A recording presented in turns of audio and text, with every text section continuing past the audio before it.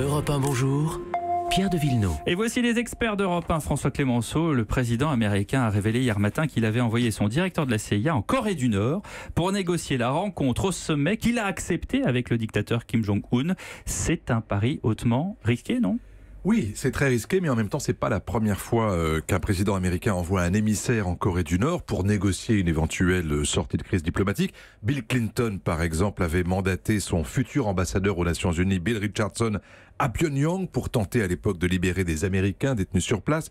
Puis Madeleine Albright, sa propre secrétaire d'État, dans la perspective à l'époque déjà d'un sommet avec les dirigeants nord-coréens, avant de se rendre compte qu'elle avait été manipulée sur place et donc ça avait échoué. Et puis Barack Obama, qui lui aussi a envoyé son directeur national du renseignement, James Clapper, pour ramener des ressortissants américains retenus en Corée du Nord. En fait, les missions sensibles sont souvent confiées à des professionnels du renseignement, car ce sont des gens discrets afin qu'en cas d'échec, l'émission reste secrète jusqu'au bout. Et alors de ce point de vue, Donald Trump a peut-être bien fait d'envoyer Mike Pompeo à Pyongyang pendant le week-end de Pâques, sauf que depuis qu'il est revenu, non seulement il n'a pas ramené avec lui 3 citoyens américains dont Washington exige la libération depuis des mois, mais on n'en sait pas beaucoup plus sur le calendrier du sommet entre Trump et Kim, ni même sur l'agenda de la discussion et sur la sincérité donc du dictateur de vouloir dénucléariser. Donc, si je comprends bien, le dialogue est rassurant, mais les incertitudes ne rassurent pas.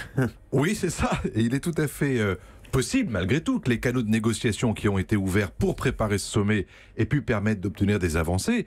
Sauf qu'en l'absence de signes concrets, on se demande si Kim Jong-un est vraiment sérieux dans cette main tendue.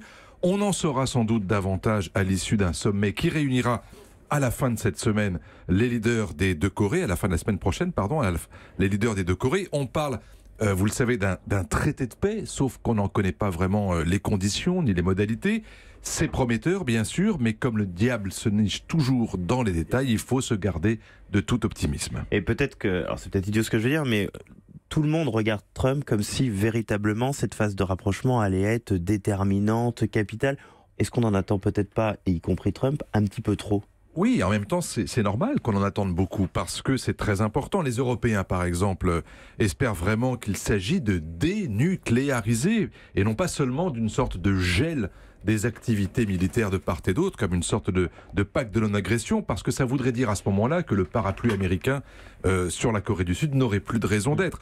Pour l'Europe, la non-prolifération, c'est un sujet majeur et on ne peut pas se permettre de le sacrifier comme ça pour obtenir une photo d'un succès diplomatique. Et puis, il y a le Japon. Vous avez vu que Shinzo Abe s'est rendu très vite en Floride cette semaine pour voir Donald Trump, et c'est justement parce que lui aussi, il craint de faire les frais d'une négociation et d'une diplomatie précipitée et qui ne prendrait pas en compte les intérêts de sécurité qui l'attendent son allié américain.